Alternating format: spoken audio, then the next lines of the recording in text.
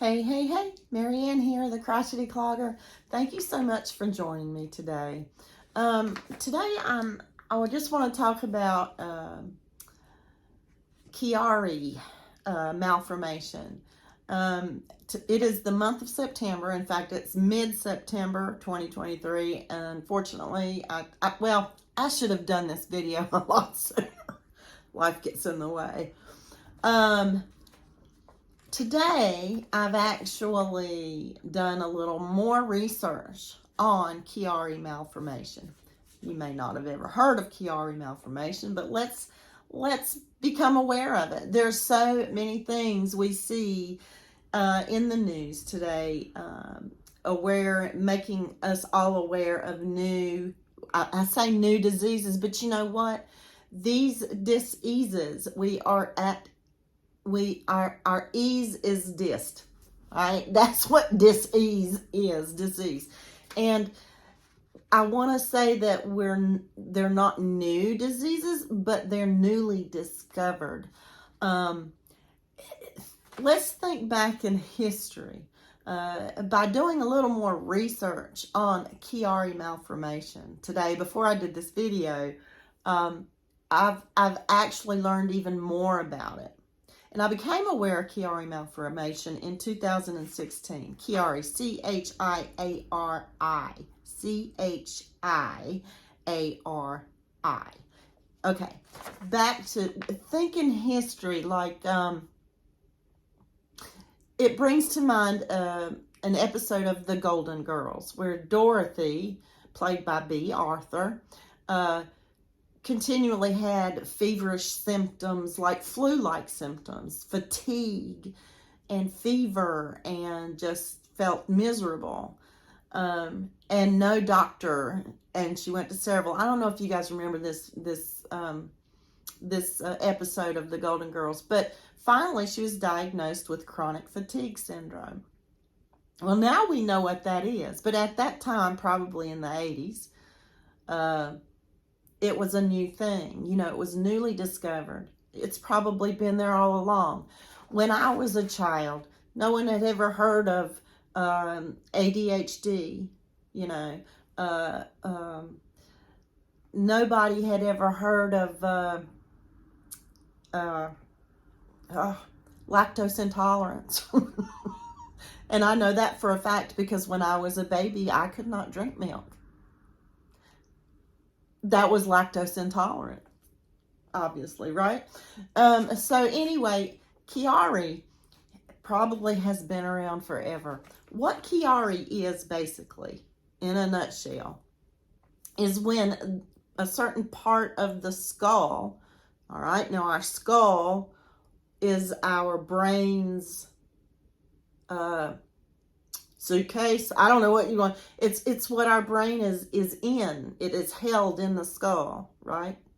Now Chiari basically is when the skull in a certain spot is too small for the brain.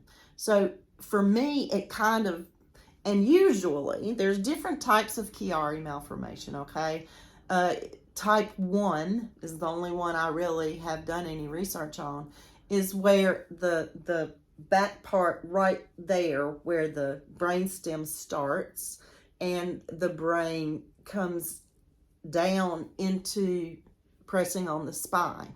All right, now if anybody knows anything about what the spine and the brain, I mean, all that y'all, that makes our bodies work. You know, it's our circuit breaker box, you know, it's all of those things that operate so much. All right, so I want to read to you in 2016 when I discovered what Chiari was. It floored me just as much as it did the young lady who I know. Her name is Brandy. I call her my surrogate adopted daughter. If it were true that she were my daughter, I would have had her as a senior in high school. But anyway, Brandy and I became very close. So I'm going to read some words here that Brandy... Now, no, before I do that, what's really interesting is after I started my YouTube channel, who knows? Y'all know who knows, right? Who knows has a YouTube channel? His name is Miguel. Now, I don't know if Miguel started his channel after me or before. I don't even know. I just remember when I discovered Miguel. Miguel, again, from who knows, I was watching one of his videos. And now, Miguel, I find him to be so inspirational to me. For me, it really, truly, Miguel is. But anyway, and guess what? He also has Chiari. And I kind of connected with him right then and there because I understand what Chiari is and I understand what it can do to a body. So I want you guys, please, if you've listened this far, listen to the end. I want you to hear Brandy's words, okay? This is Chiari Awareness Month, and it is worthy of anyone who wishes to listen. All right, so here is the words by Brandy. In 2016, Chiari Malformation took my life, shook it up, spun it around, and sat it upside down. There was exactly 2 months to the day from my diagnosis until my brain surgery.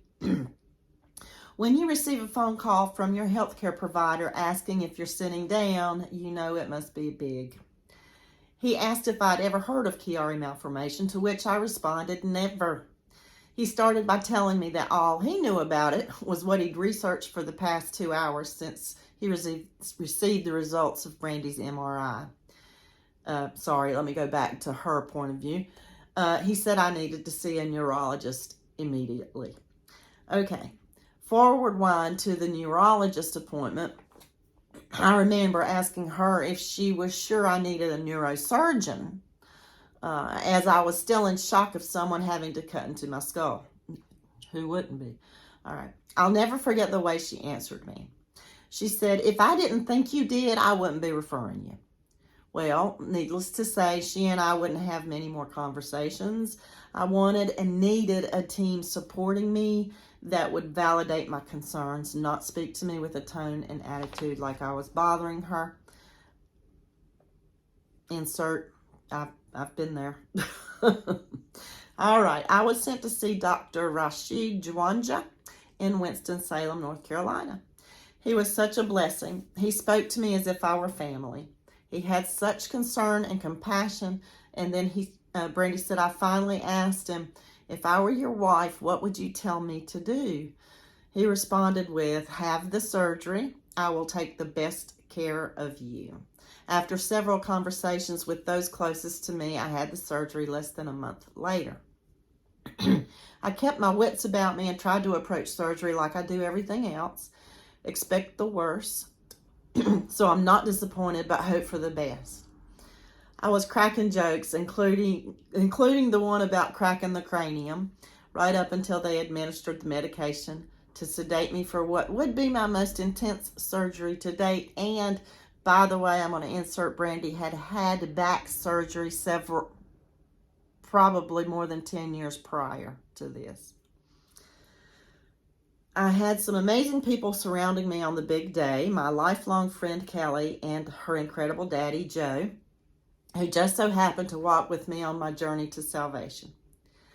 My longtime dance instructor turned close friend Marieanne, who also went with me to my appointments with Dr. Joshua, and tons of people connecting in via Facebook and texts to receive updates when we could provide them.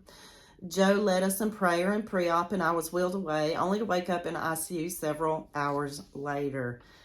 I was there with her, guys, and this next part was completely, just most impressive. Less than 24 hours after the surgery was complete, I was told that even though it was extremely rare, I had surpassed expectations and was being discharged directly from the ICU to go home. I know. I was like, what? And I wanted to stay with her at home. I wanted to stay that night, but she wouldn't let me. Her husband ended up getting there, I think, soon after. Anyway, okay. Yeah, I have to say, Brandy, I'm inserting my own opinion right here, but Brandy is a trooper. I don't know. that girl's made of steel or something. Recovery wasn't as hard as I had prepared for. I truly believe that my mindset had so much to do with how well and how quickly I recovered. But even though I had endured so much prior to my diagnosis, my journey was truly just beginning. And when we're talking about the journey before her diagnosis, she's talking about those times when you see your doctor and you explain what's wrong and they cannot help you. They try to help the symptoms and nothing works. And I'm sure a lot of people have been there, but that's what she meant, her journey prior. But now please keep in mind, Chiari malformation, the surgery that you can receive for type 1 is not guaranteed, right? But, no surgery is guaranteed to fix. It can stop the progression of symptoms, but you may still have symptoms afterwards. So where was I? Let me get back to this. All right, this is a wonderful way that she explains what Chiari can do. When they say Chiari is a beast, they're only touching the tip of the iceberg. Chiari infiltrates every aspect of your life, from fine motor skills, communication, thought processes, mental health, physical health, relationships, daily routines. Because of all of this, future plans, everything. It affects all of it. Even when you tell yourself you won't allow it to happen. But Chiari dictates what I do, in the words of Brandy. And when I do those things, more times than not. I'm so incredibly thankful for my amazing husband, who from the day I told him of my condition began researching so he could try to understand just part of what I deal with. I'm thankful that he understands me well enough to fill in my words or finish sentences for me when my brain can't tell my mouth what to say. I'm thankful for a son that has learned to help mommy with her words and understands when I simply can't be like other moms. My son has such a soft heart and shows so much compassion towards me. I was blessed with my son. I'm thankful for family and friends who understand when I make plans and have to back out, sometimes at the very last minute because I simply don't feel well enough to get out of bed, much less leave the house. I'm thankful for those that support from afar, checking in on me if they see or feel something isn't quite right, and those that lift me up in prayer when I ask that small favor of them. All right, if you've made it this far listening to my words, thank you. Thank you for taking time out of your busy life to step into mine for just a bit and have a look around at what living with Chiari is like and how it changed me. This month of September is special to me. Our porch light will grow bright purple all month long in support of all alongside of me. Chiari may control a lot of things in my life, but I will continue to work each day to overcome the setbacks and challenges that it hands me. And again, those were the words of Brandy. And I even, like I said before, learned even more about Chiari today when I was kind of looking generally. And some of what Brandy has gone through years and years and years prior to the diagnosis of Chiari may have had an impact, which I did not know before. So it'll be interesting to talk to her again about it. Oh, okay, folks. Thank you for listening, and I will try to come back again very soon. Bye.